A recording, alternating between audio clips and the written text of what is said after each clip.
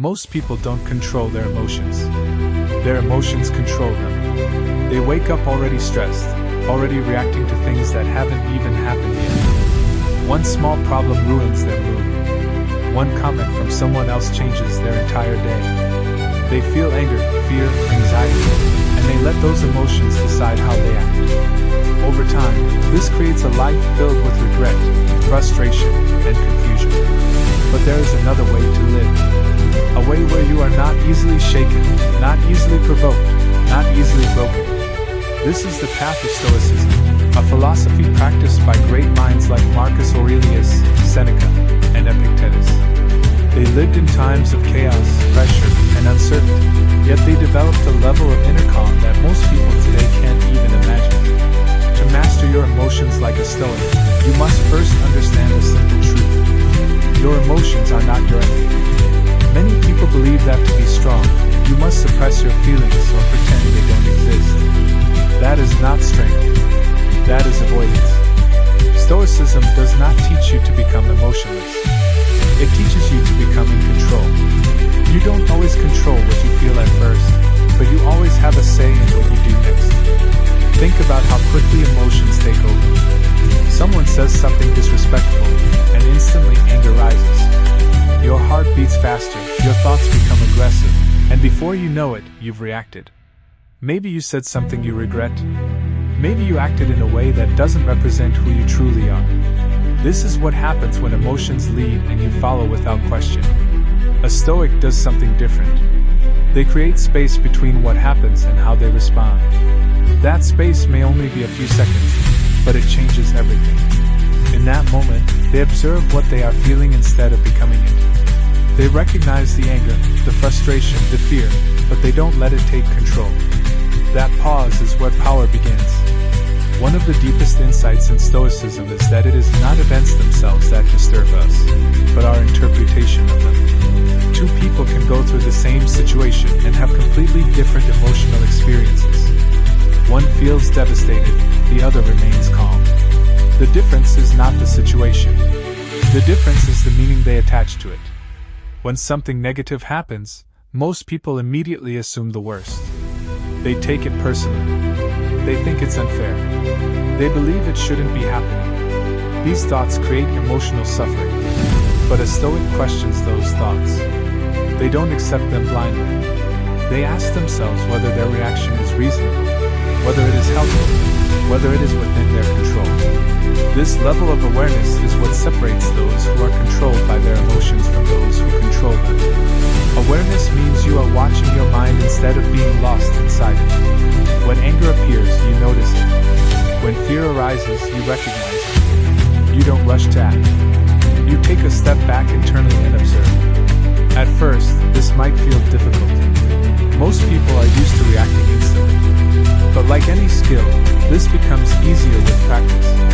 The more you observe your thoughts and emotions, the more control you gain over them. You begin to realize that just because you feel something does not mean you must act on it. Another powerful idea in Stoicism is focusing only on what you can control. There are many things in life that you simply cannot change. You cannot control other people's actions, their opinions, or their behavior. You cannot control unexpected events or outcomes. Yet people spend most of their energy worrying about these things. They get angry at situations they cannot change. They stress over opinions they cannot control. This creates endless frustration. A Stoic chooses a different approach. They focus their energy only on what is within their control. Their thoughts, their actions, their choices. Everything else is accepted as part of reality. This does not mean they become passive. It means they become efficient. Instead of wasting energy fighting what cannot be changed, they invest that energy into becoming stronger and wiser. When you start living this way, your emotional world becomes more stable. You stop reacting to everything around you. You stop being pulled in different directions by external events. Instead, you become centered, grounded, in control. Another key part of mastering your emotions is learning how to reframe situations. Every challenge, every failure, every difficult moment carries an opportunity to grow. But most people don't see it that way. They see only the pain. They ask why it's happening to them. They feel like victims of their circumstances. A Stoic looks at the same situation and asks a different question. They ask what they can learn from it. They see obstacles as training. They see discomfort as a chance to build strength. This shift in perspective transforms how you experience life. What once felt like suffering becomes a tool for growth. Emotional detachment is another powerful skill. It does not mean you stop caring. It means you stop letting things control you. You can care about your goals, your relationships, your future, but you don't become dependent on outcomes. You do your best, and you accept whatever happens. This removes a huge amount of pressure from your mind. When you are attached to outcomes, your emotions rise and fall constantly. Success makes you feel high. Failure makes you feel low. You become unstable. But when you focus only on your effort and your character, you remain steady.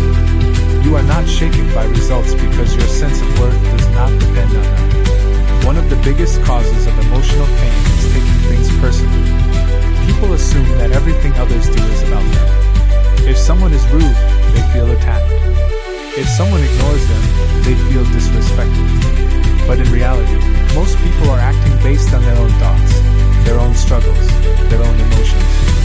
A Stoic understands this and does not take everything personally.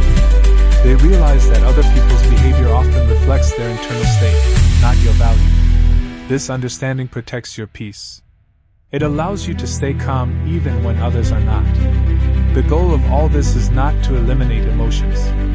It is to develop a mind that is strong enough to handle them. A calm mind is a powerful mind. When you are calm, you think clearly.